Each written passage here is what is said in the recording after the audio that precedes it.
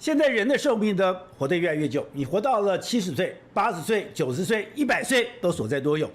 但是如果你活到80岁、90岁、100岁，你活了这么长的时间，那个到底是上帝对你的祝福，还是上帝对你的诅咒？而这个祝福跟诅咒其实只有一个关键点：你的身体够不够强壮？如果你的身体够强壮，你活到80岁、90岁，你还可以过正常的生活，你还可以爬山，你还可以去这个享受跟小孩子的天伦之乐，这是上帝给你的祝福。可是如果说你今天50、60岁，你的身体就开始已经不好了，你进到了70、80岁，你就开始卧床了，最后的岁月里面，你根本就躺在床上，你插着鼻胃管，你觉得那是你的祝福吗？那根本就是一个最可怕的诅咒。我们知道现在台湾的平均余命，男生大概是80岁，女生大概82岁。可是我们卧床的时间竟然有8年，也就是说你在最后的8年时间你是躺在床上的。那如果躺在床上的话，你不但是耗费整个国家的资源，更可怕的是你的生命在最后的那一段时间是没有尊严的，你是非常的痛苦的。那我们要怎么解决这个问题呢？就在台湾有一个传道士，他很早就告诉你说，我们要来抗老化。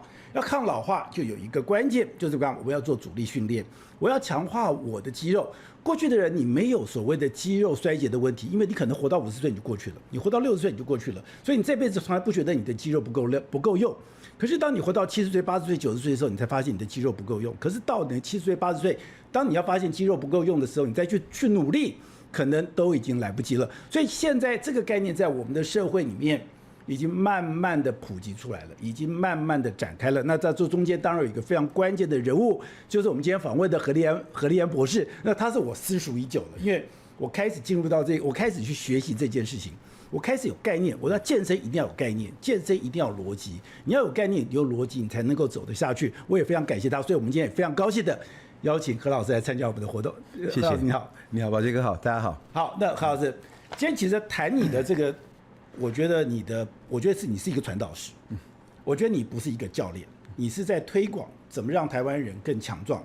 抗老化，甚至你现在讲到台湾要强壮民族，我要面对这个世界的变局要更强壮。所以我们现在简单几本，就是说你的第一本书是抗老化，然后呢是怪兽激励体能，然后呢怪兽训练的控制学习，还有它的这个课表。那这个概念是什么？就是说你要先告诉我说，我要先告诉你，你为什么要先练习，你为什么要练阻力。你要练阻力，是因为人已经开始进入长寿的事，而进入长寿了，我一定要够强壮，我才可以应付这样的一个过程。那我觉得很妙的是，抗老化导播不在看那画面哦，那2个是你爸爸妈妈，对，你的爸妈，你是用你爸爸妈妈当成你的学员，对。那真的经过这样的抗老，像你自己也在做这个过程里面，真的人类，比如说我已经进到了60岁，我到了70岁，我到80岁，我就真的很迫切的觉得，我真的出现肌无力的状况，我肌肉量不足，我真的已经不能应付我生活的需求，然后透过这些阻力的训练，真的可以改善吗？的确是哦，我会说这个对我来说，这是个野人献曝的过程哈，就是说重量训练其实是一个很简单的东西，它存在人类世界已经很久了，而尤其在运动圈里面，它是一个很基本的功夫。对，但是它被应用在所有的地方，大概是过去20-30年的事情。那我会称这个过程叫做一个人类生活形态的典范转移。所以典范转移的意思就是说，以前的生活形态这个模式，它已经行之有年了，但我们已经明确的看到它的缺点了。那现在有一个新的模型出现，而它可以改善这些事情。那我要讲的就是说，其实在过去平均寿命不长的年代，大家不太会注意到这件事情。我们人体呢，它大概有几个自然生长期哦，一个是婴幼儿时期，小 baby 长到大小孩，一个是青春期，就分别长成男生和女生，然后呢，大概这个借着青春期的余威，人会强壮到20几岁，大概到30岁左右呢，其实我们的肌肉、骨密度，还有神经系统功能，还有心肺功能，都是一路开始往下走，而30到60是一个缓降，60岁之后呢是一个断崖式的下降，险降坡。对，那所以说呢，我们在过去啊，因为平均寿命在50、60岁的时候呢，我们不会看到60岁后面的那段事情。对，那随着平均寿命越来越长，就人类群体性长寿，其实是最近才发生的事情，而台湾发生得特别快。那所以说呢，我们就发现说，在人体到了那个时候。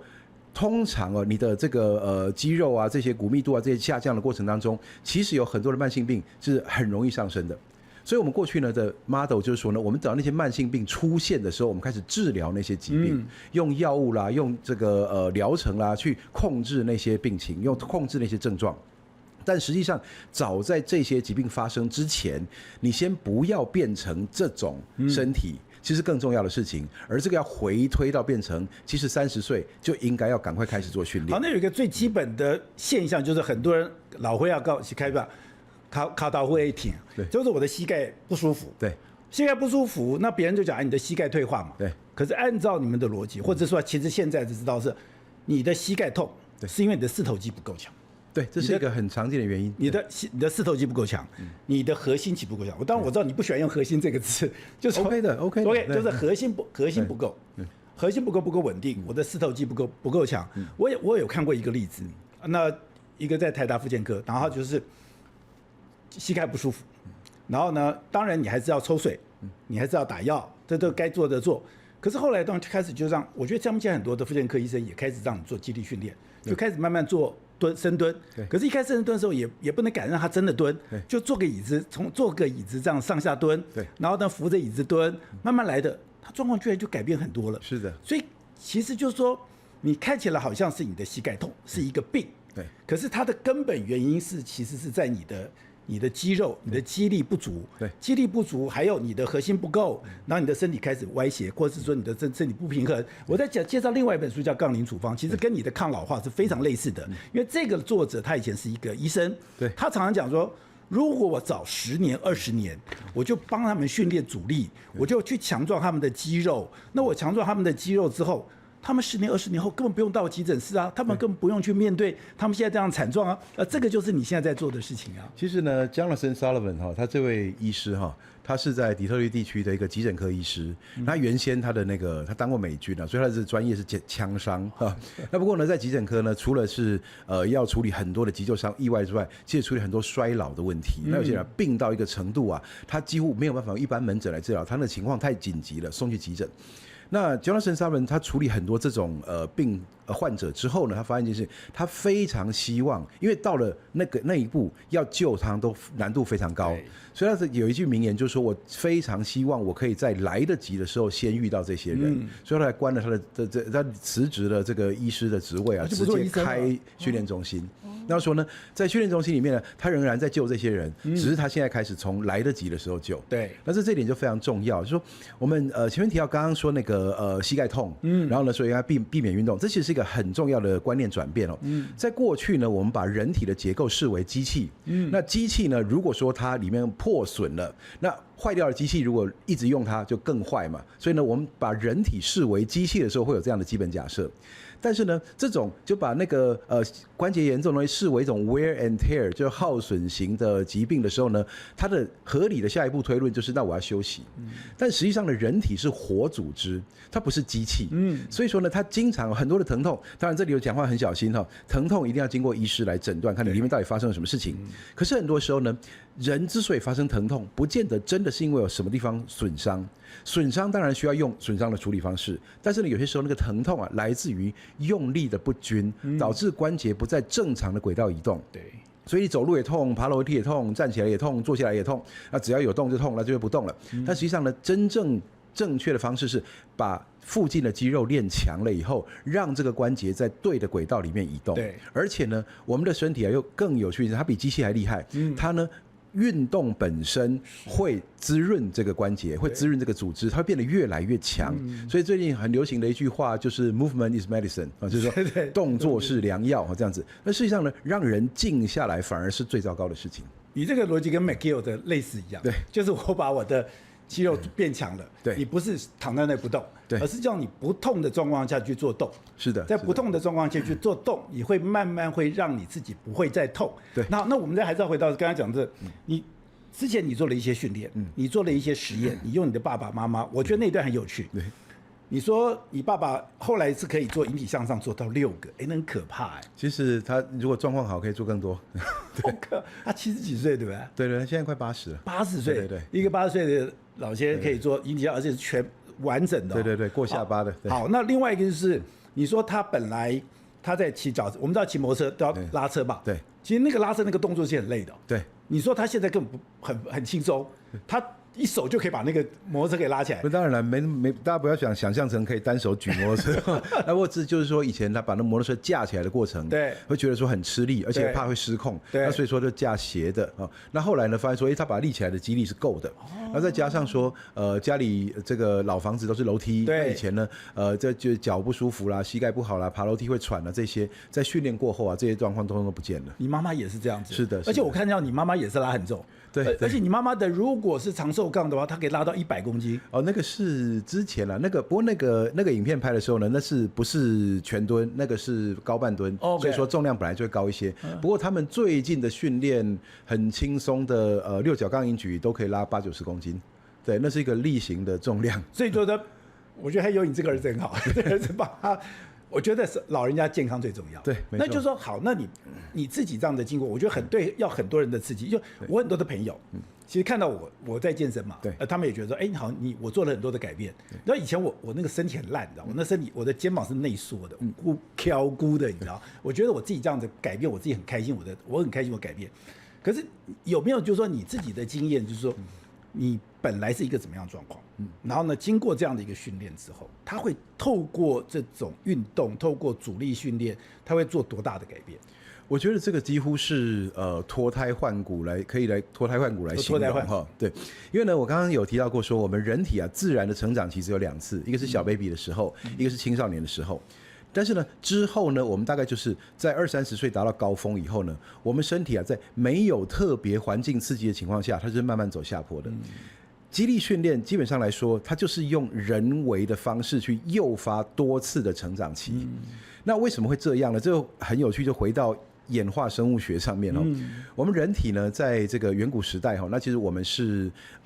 很多人认为说人类啊，他其实体能很差，好都输给动物，那所以人类能存活下来哈，这一定是个奇迹哈这样。不过实际上呢，人类就是因为跑得赢也打得赢，所以才存活下来，只是不是大家想象的哈。人类跑得赢是所以人长距离类的肌力其实本来就很强的。它的强这有点耐人寻味。你说直接跟动物1对1的比，它没有那么强。人类赢动物在于人类的长距离移动的效率奇高，所以说呢，当人类啊一群人拿着石头木棍打一只动物的时候，那动物受不了就跑了，但动物一跑一定跑赢人类，但人类在后面啊慢慢追，几十公里以后看到那动物累倒在地上，那人类饱餐一顿。这种追猎的方式其实让人类一直广泛的应用在地球的各地，而这个时候呢，我们就发现说人类啊一个特性啊，第一个是它每天它的代谢配合着每天低强度移动的这种大量移动的这一种模式，它的代谢是会最健康的。那第二个是呢，在远古时代哈，其实人体啊是非常非常节能的，所以它没有理由，它不会轻易增大自己的身体。因为你不知道下一顿饭哪时候有，所以说呢，在没有这个必要的情况下，它绝对不长肌肉。但它可能会堆积脂肪，因为呢堆脂肪的话呢是可以用很久的，那长肌肉的话会消耗能源。那结果呢就造成一个现象，人体呢其实并不会自然长肌肉。但是呢，人类为了求生存，又演化出另外一种能力，就是如果我经常需要对抗阻力的时候，我的身体会开始变强壮。所以呢，这就让我们人体啊，很像是一个有趣的一个高科技未来的这个机械哈。第一个它会生长，然后它会移动，再来呢，它本身啊就有高度节能的移动效率和在运动中代谢旺盛的这种特性。但是它也内建了自动升级的系统，如果你按对了按钮，它就会开始长大。对，那所以我就说，从这个角度来分析啊，运动其实分成2大类，一类是远离静态生活，一类是提升身体能力。远离静态生活，并不是叫大家说去模仿原始人啊，每天去自己打猎这样子，而是说呢，人类其实并不适合很久不做，我们的代谢只要静下来，我们很多的毛病就会开始上升。所以呢，我们很多的不动代谢就会缓慢。对，其实呢，这背后的道理很简单，因为肌肉本身呢，我们视它为一个工作器官这是已经过往的这个大家都一个共识了，但实际上它是个内分泌器官。肌肉在收缩的时候会分泌对身体健康有帮助的肌肉激素，而肌肉激素分泌旺盛的时候呢，我们代谢就会很健康，所以什么高血压啦、糖尿病啦、胰岛素阻抗啦这些东西，通通都会降低。那再来呢，就是说呢，我们的人体啊，在以前因为长期经历节能的这种环境挑战，所以说呢，在现代人啊，当我们没有任何压力刺激的时候，我们非常乐于流失掉那些肌肉。所以呢，我们现代人很有趣，我说从小到大，从幼稚园开始学习乖乖坐着，从小学到高中毕业12年的运动剥夺，大学以后呢进入3C 天堂然后上班之后进入静态生活，然后唯一真的想让人运动的理由，常常是为了减肥，所以呢，人很长期忽视长肌肉这件事情。结果就造成了我们前一代人的 model 呢，他们到40-50岁左右就开始各种毛病出现，对，然后呢，而且衰弱的非常厉害，但医疗又太发达，这些人都还有1倍的生命要活，那结果呢，就花大部分的时间强制你活下去，对，他是让你这个几乎是不让你走。其实现在有一个新的资料，就说像为什么很多的糖尿病，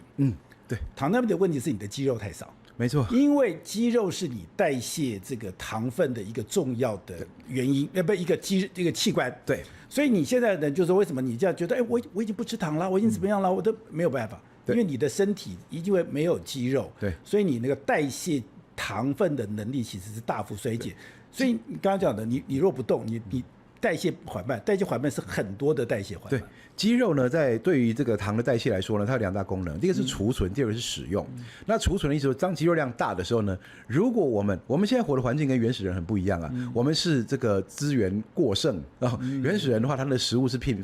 缺乏的，那我们人类呢，现在随时随地可以饱餐一顿，所以我们资源是过剩的。而在这种资源过剩的环境里面，你难免不小心摄取过量，几乎我跟你讲说，大部分的人摄取都是过量的。那但是摄取过量的时候，如果你肌肉量很小的话，那其实呢，储存糖分的地方就很少。那葡萄糖进入肌肉以后会堆积成肌肉肝糖啊，以备后续的运动来使用。但如果说呢，你没什么肌肉的话，它就不会储存。对，那不会储存的糖类呢，就这样子飘来飘去，然后最后呢，可能放脂肪啦，然后变肥啦，跑在血液里面升高血糖，而且不断刺激胰岛素，造成胰岛素阻抗。这是第一个。第二个是肌肉在收缩的过程当中，它可以不必经过胰岛素就把血糖拉过来使用。那是一个使用这个葡萄糖的一个直接的途径。所以说呢，等于说当肌肉在收缩的时候，你就已经在降血糖。对。所以呢，当一个人他如果肌肉量很大，然后每天呢他不必每天大家想说每天跑马拉松，其实也不用。他的肌肉量很大，他每天只要过了动态生活，尽量不要一天长时间一直坐着，就让他代谢就开始变健康了。好，那刚刚讲到的，接下来就是说，有人讲说，那我一定要做阻力训练吗？我跟他讲，马克瑞普特讲了一个很妙的话，就是说，一般的运动叫 exercise， 对，他说我们这个叫 training， 没错。那你光是比如说你刚刚讲的，我透过人讲说，我透过甩手啊，我透过跑步啊，我透过什么东西啊，我是不是也可以去改变我的身体素质？马克瑞普特说不行。对，你的跑步那会让你开心，对，会增强你的运动表现，没有问题。你要打篮球也 OK， 可是你真正要让你自己的身体素质，刚刚你说你的脱胎换骨，就一定要透过 training， 对，一定要做过重力训练，是这样子吗？没错 ，Mark Rippetoe 呢，他虽然是一个传统老教练哦，他那个是美式训练那种非常非常传统的，从大概从这个几十年前，他们就一样的方式一直练到现在。那不过他点出一个非常非常重要的事情，在运动科学里面，我们讲说运动科学研究2种东西，一个是刺激和反应之间的关联，第二个是剂量反应关系。刺激和反应说哪一种刺激产生哪一种适应，就重量训练产生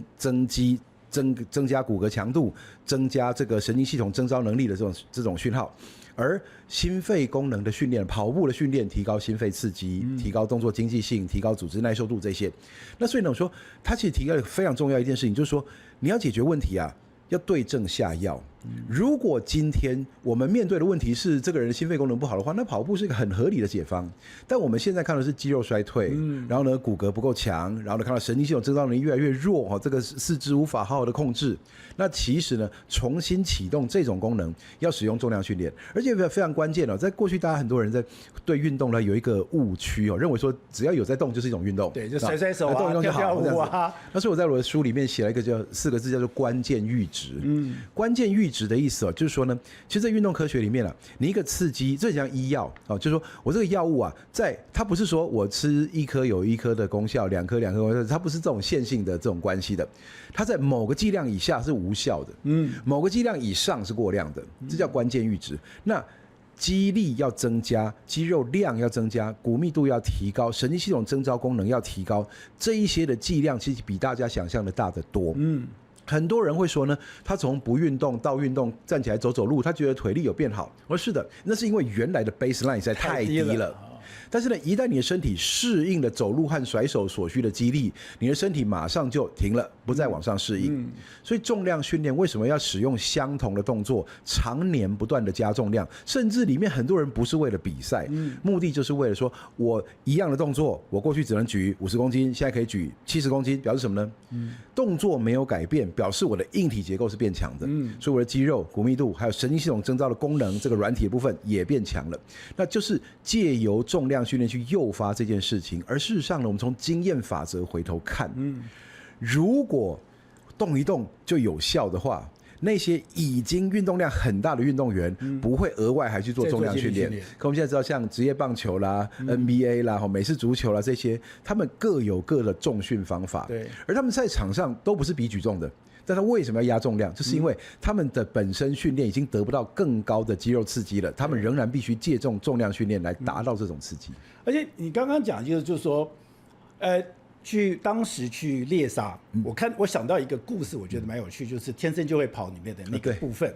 他《天生跑》里面他讲说，你为什么现在马拉松是42公里？他41点多公里，将近42公里，是一个非常有趣的数字。这个数字刚好就是原始人猎杀动物的数字，也就是以前的人。你要有肌力把它拖回来，你最好猎杀动物的方式是你不是把它给杀，你不是去枪杀它，不是用标枪，因为会流血，流血的过程里面那个血就会引起其他猎物的这个攻击，所以你最好是把它跑死。所以以前我们的猎杀是把动物给跑死，跑死等于说我就是你要有很强的，刚刚讲我有很强的这个。肌力，对，很强的心肺，对，很强的。那我把动物等于说，而且那时候原始人是有能力去判断我哪一只是我一直要追杀的目标，所以我刚好跑42公里，就算你是羚羊，就算你是牛，你跑到后来你会累死在路上，然后你会没有任何的伤痕，然后我再把你给拉回来，那你都很难想象原来我们的原始人是这样子过日子的。对，这很有趣哦。其实我说人类其实带着很多超能力是一般动物没有的，像站姿行走，就我们想说。这个脊椎动物大部分是4只脚走的，那只有人类站起来走。那为什么呢？因为人类发展出奇特的能力，它站起来走的时候呢，它那个节能的那个效率奇高，所以呢，它移动很长的距离，消耗很少的热量。我们现在很多人他运动为了消耗热量，当然我不认为这是一个很有效的做法啊。那不过呢，这个人类的身体的特性就是它可以长距离移动，但仍然消耗很少热量。那就是因为这样可以赢过那些动物，把它累垮。而把它累垮了之后呢，我们人类又有肌力。再来呢，人类有一个非常独特的能力，是一般动物没有的，就是负重行走能力。就是把动物拿着，把动物拖着，就把一头牛、一头羊把它扛回来。对，可以长距离做这件事情的动物其实并不多。对，我们会看到说，这个猎豹可能会把动物咬了以后，然后呢挂到树上去慢慢吃哈。它可能会短距离移动这东西，它要非常长距离的，好几个人拖着一只动物这样走非常远，其实也只有人类做得到。因为什么？因为这一种能力，它需要你用2只脚行走，对，那空出来的手是有力量的。所以我们现在其实很多的运动训练法就是顺着人的这些本领去发展出来的。像负重行走本身就是一个我们很重要的一个训练课程。原来就是以前。人类为什么会跑？是因为我们要猎杀动物。对，我为什么要能够负重？是因为我要把这些东西，我要把这个猎物，那个几百斤是啊，我要能够把它扛回来。对，那扛回来其实另外一个就是，我觉得一个是大家会讲，为什么要做负重？我觉得刚刚有2个很明显的对比。一个是我们小时候看到超人，超人为什么是超人？因为他在的氪星球里面，他的重力是比地球多1.7倍，所以他在那边是平凡人，到了地球这个重力的关系，所以他就变成。另外是太空人，对，你到了一个无重力的状况下，对，上去以后你就骨质疏松，对，你就肌肉消失，对，刚好相对来讲，如果你的身体你不能随时给它重量，对，随时给它那个重训，就等于说压力，对。它就会慢慢的衰退。没错，其实呢，人类呢，理论上它应该是我们说人类其实是个劳碌命理论上来说，它是一辈子活跃的动物。因为呢，我们看一个有趣的现象，就是说绝大多数的动物它不会在繁衍之后还有很长的寿命。但是人类是少数在繁衍后还有很长寿命，不是唯一，但是是不多的。那为什么会这样呢？其实就是因为人类呢，它的这个长寿对于他的后代子孙是有帮助的，因为呢，人类的这个婴儿是很弱的，然后呢，成长期是很长的啊。这个人家说人的小孩啊，大概到了这个7到14岁才能独立生活哈。现代社会大概到40岁哈。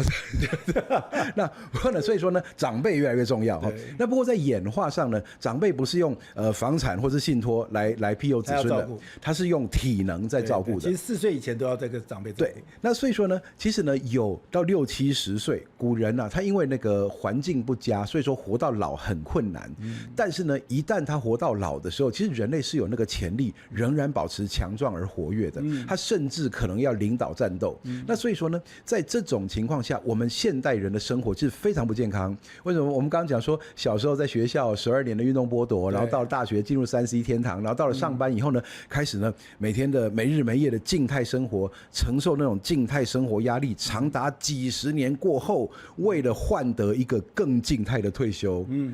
常常很多人在这里整个身体状况就兵败如山倒，所以你期盼了一辈子的休息，其实刚好是最致命的一个阶段。那我说这整个过程当中，就把它改过来。我说第一个进入动态生活，第二个尽早。我说了，肌力训练像投资哈，最好的时候开始的时候是10年前，那要不然就是现在。任何但值得庆幸的是，就像我爸妈其实70岁才开始练，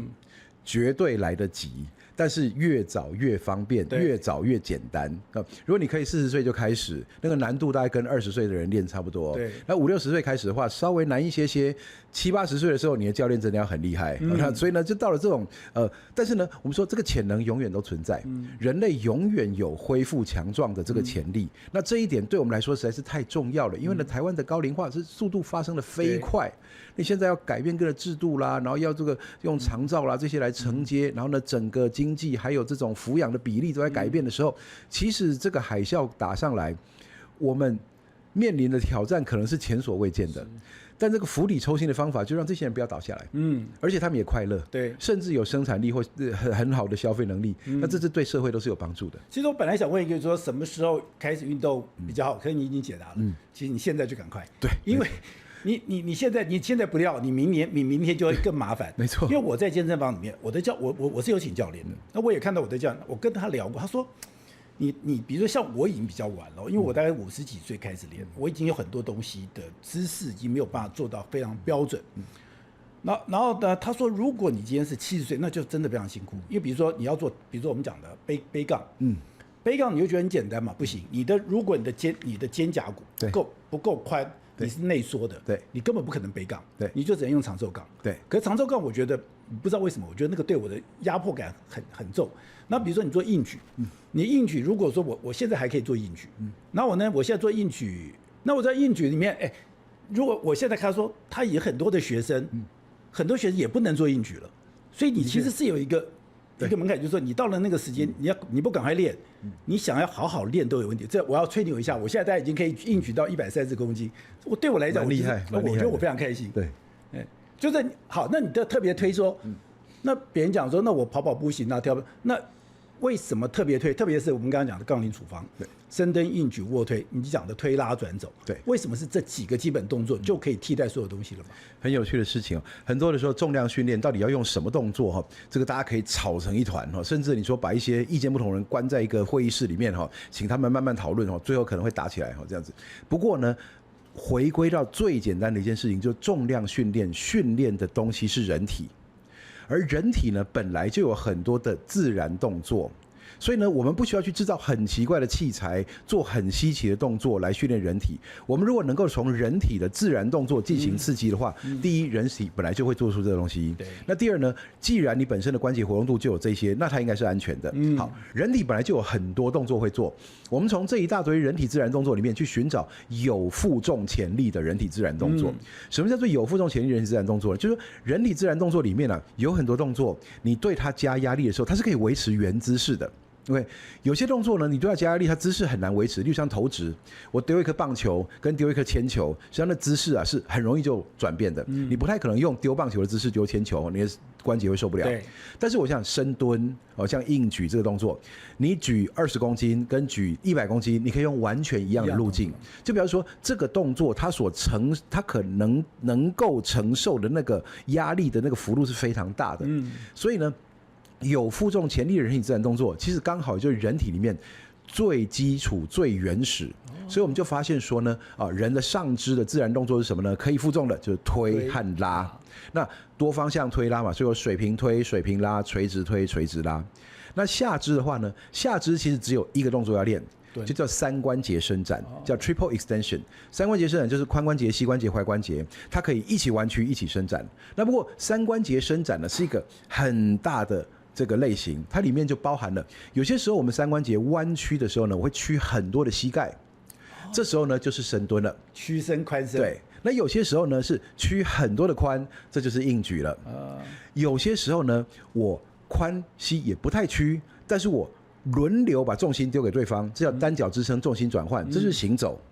有些时候呢，我是踩这个方向，但髋关节往另外方向转，这叫转体。所以推拉转走就是我们发现你负重也做得出来的东西。那所以呢，我们在做训练的时候呢，通常就以上肢的水平垂直推拉和下肢的推拉当基础。那行有余力的话，再加上行走，然后竞技运动员的话，甚至连转体都拿来负重。对，我们就是用这个顺序呢，来帮所有人做训练。而且我们发现一件事情，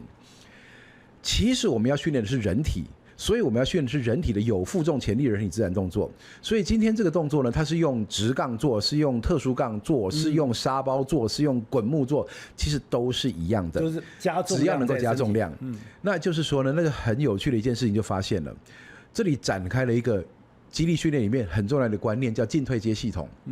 进退阶系统的意思就是说，假设我现在我要做的这个动作，可是我的关节活动度不允许。而且有一些长辈，他的关节活动度的缺陷已经是永久性的。这个时候呢，他没有办法做出标准动作的时候，他大可直接做退阶动作，而且仍然负很重。因为呢，